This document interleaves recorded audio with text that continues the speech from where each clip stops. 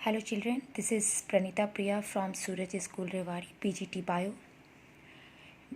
Today we'll continue with the chapter Biological Classification and the topic is Cellular Slime Molds and Protozoans.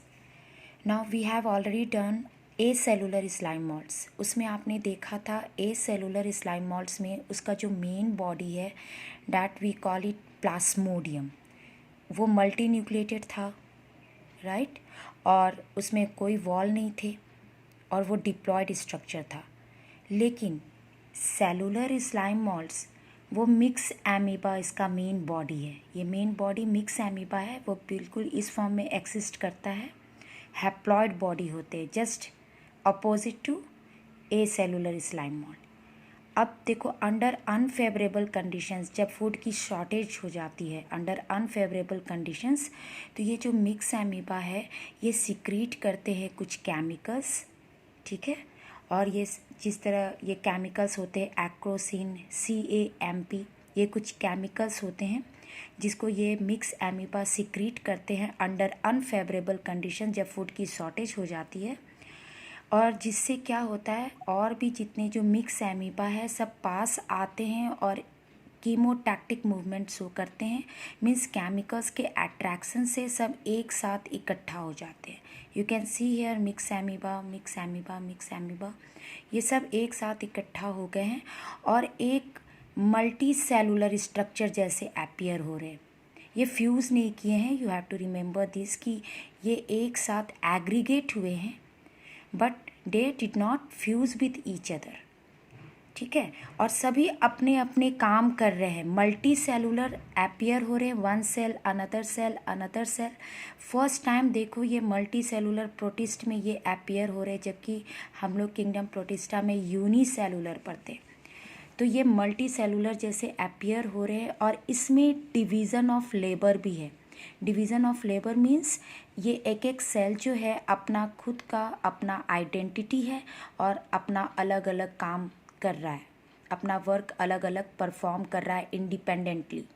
That is called division of labour. अब इसमें से क्या निकले, that is fruiting body. Same जैसे मैंने वहाँ पे बताए थे ए सेलुलर में फ्रूटिंग बॉडी निकले। और ये फ्रूटिंग बॉडी में जो स्पोरेंजिया है इसके अंदर छोटे से स्पोर जैसे बने हैं and that is nothing but वो एमीबे जैसे ही दिख रहे हैं, इरेगुलर शेप के मिक्स एमीबा जैसे ही दिख रहे हैं, ठीक है। फिर ये रिलीज़ हुए तो यू कैन सी इसके बाहर ये जो मिक्स एमीबा जैसे स्पोर लाइक बने हैं इसके बाहर सिस्ट वॉल बनते हैं and we call it microcyst. It is very important, ये ऑलरेडी क्वेश्चन एम्स में आ चुका है, ठीक है। फिर ये जर्मिनेट करते हैं, जर्मिनेट कर कर ये मिक्स एमीबा, मतलब यहाँ पे आपके बहुत सारे छोटे छोटे स्पोर्स बने थे जो बिल्कुल मिक्स एमीबे जैसे लगते हैं। वो स्पोरेंजिया से जब रैप्चर हो गया, स्पोरेंजिया उसमें से बाहर आए तो ये सब जर्मिनेट कर कर एक छोटे से मिक्स एमीबा बने हैं and again the body myxamoeba आ गया, ठीक है। तो ये साइकिल इनका चलता रहेगा, हैप्लॉयड बॉडी है इसका, clear. Now protozoans. Protozoans are unicellular, simple and primitive forms. सबसे पहले आए थे ये एनिमल्स के पहले के क्रिएचर्स है, उसके बाद एनिमल किंगडम है। तो सबसे पहले ये प्रोटोजोन्स आए थे। Proto means primitive and zoans means animals, ठीक है। They are aquatic, mainly aquatic and also they are endoparasite. किसी के पैरासाइट मीन्स किसी होस्ट बॉडी के अंदर ये रहेंगे, एंडो मीन्स इनसाइड, ठीक है। तो अब ये प्रोटोजोन्स में आप ये जो लास्ट टॉपिक है इसका, ये कौन कौन से ग्रुप्स हैं इसमें, 4 मेजर ग्रुप्स है प्रोटोजोन्स के, जिसमें एमीबॉयड प्रोटोजोन्स आएंगे जो एमीबा लाइक होंगे, जिसमें स्यूडोपोडिया होगा, लोकोमोटरी ऑर्गन्स। ये सारे जो ग्रुप्स बने हैं that is classified on the basis of locomotory organs, presence और एब्सेंस ऑफ लोकोमोटरी ऑर्गन्स। मतलब मूवमेंट करने के लिए इनके पास कौन से ऑर्गन्स है उसके बेसिस पर इसका नाम है, गॉट इट। जैसे एमीबॉयड है तो इसमें स्यूडोपोडिया होते हैं, तो स्यूडोपोडिया के लोकोमोशन से ये क्लासिफाइड हुए। फ्लैजिलेटेड में as the name suggest flagella present होगा, फ्लैजिलेटेड प्रोटोजोन्स। सीलिएटेड में सीलिया प्रेजेंट होंगे फॉर लोकोमोशन, एंड स्पोरोजोन्स में ये इसमें कोई भी एब्सेंस होंगे locomotory organs, right. Now first amoeboid protozoans, जिसे हमें सार्कोडीना भी बोलते हैं, राइजोपोडा भी बोलते हैं। Now you can see the structure of amoeba. Amoeba में न्यूक्लियस होते हैं क्योंकि ये एक यूकारियोटिक सेल है, सिंगल सेल होते हैं। और you can see the contractile vacuole which is a characteristic feature of animals. ये ऑस्मो रेगुलेशन में मदद करते हैं क्योंकि एमीबा जो है ये फ्रेश वाटर में रहते हैं, और अगर एक्सेस पानी इसके अंदर चला जाएगा तो कॉन्ट्रैक्टाइल वैक्यूल की मदद से ये पानी को बाहर थ्रो आउट कर देते हैं, ऑस्मो रेगुलेशन में हेल्प करते हैं। This one is food vacuole. तो एमीबा का ये जो प्रोजेक्शंस देख रहे हो ये प्लाज्मा मेम्ब्रेन, क्योंकि इसके सेल वॉल होते नहीं है, राइट। तो ये जो प्लाज्मा मेम्ब्रेन है ये इरेगुलर शेप के एक्सटेंशन आप देख रहे हो, ये जो निकला हुआ एक्सटेंशन है डैट इज़ कॉल्ड स्यूडोपोड या फॉस्फेट होते हैं इसमें, जिसकी मदद से ये मूव करते हैं। Now what are the examples in this group?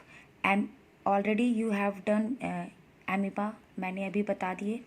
पिलोमिक्सा है एंड एंटामीबा हिस्टोलाइटिका है।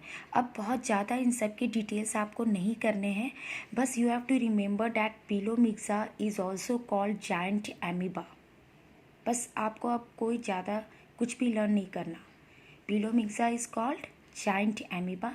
एंटामीबा हिस्टोलाइटिका जो है ये डिजीज़ कॉज करते हैं, डैट इज़ कॉल्ड एमीबियासिस, ठीक है।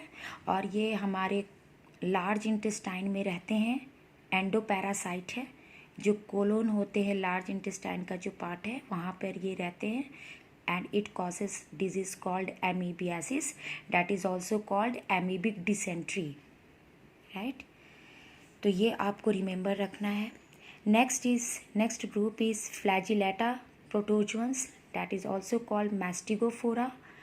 अब यहाँ पर आप यू कैन सी इट, इसके कौन कौन से एग्जाम्पल्स हैं। यूग्लिना इसमें आते हैं जिसमें फ्लैजिला प्रेजेंट है। Already we have done Euglena in photosynthetic protist. अब देखो, क्योंकि यूग्लिना प्लांट लाइक भी क्रिएचर है, एनिमल लाइक भी है, it is a connecting link between plants and animals. So हम लोग प्रोटोजोन्स में भी यानी एनिमल लाइक में भी इसको पढ़ रहे हैं, राइट। इट इज़ यूग्लिना जिसमें फ्लैजिला के बारे में आपने देखा था स्ट्रक्चर में।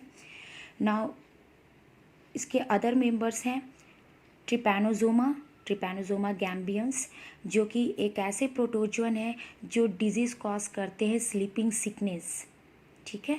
और बस आपको कोई ज़्यादा डिटेल्स नहीं देखना है, you have to remember this. और इसको फैलाने के लिए, इस डिज़ीज़ को फैलाने के लिए, स्लीपिंग सिकनेस को फैलाने के लिए वेक्टर यूज़ होते हैं। वेक्टर मीन्स द कैरियर्स, जो इस डिज़ीज़ को कैरी करेंगे और फैलाएंगे, एंड दैट इज़ सीसी फ्लाई,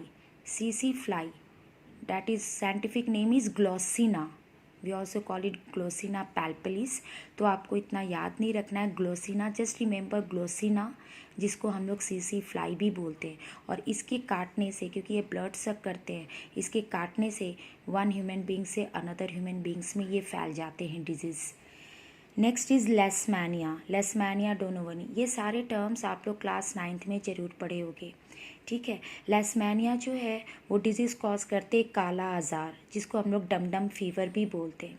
और ये किससे फैलते हैं?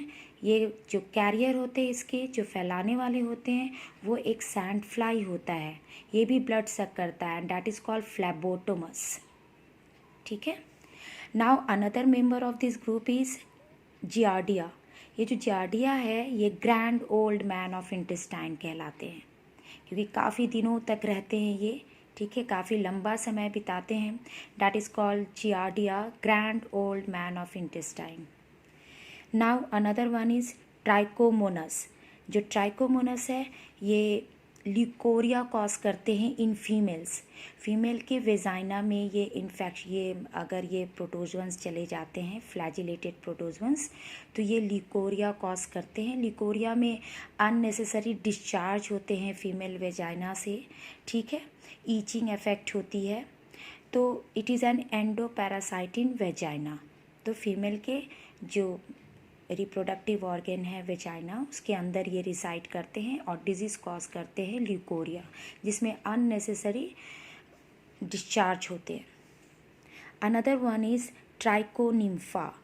ट्राइकोनिम्फा एक सिम्बायोटिक प्रोटोजोन्स है। सिम्बायोटिक मीन्स जहाँ पे दो पार्टनर अगर एक साथ है तो दोनों पार्टनर को बेनिफिट मिलता है, ठीक है, both the partners are equally benefited.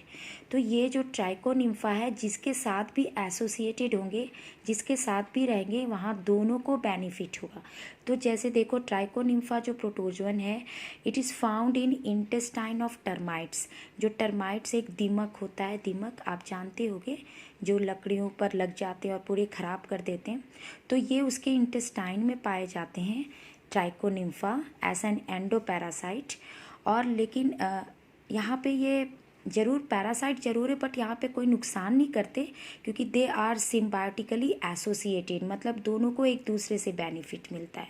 कैसे मिलता है? ये जो ट्राइकोनिम्फा है ये एक एंजाइम सीक्रेट करते हैं, सेलुलोज डाइजेस्टिंग एंजाइम्स, और ये इसके बॉडी में जो भी सेलुलोज जाता है टर्माइट्स के बॉडी में, वो उसको डाइजेस्ट करने में मदद करते हैं, और जो डाइजेस्टेड फूड से जो ग्लूकोज बनते हैं वो दोनों शेयर करते हैं आपस में, राइट।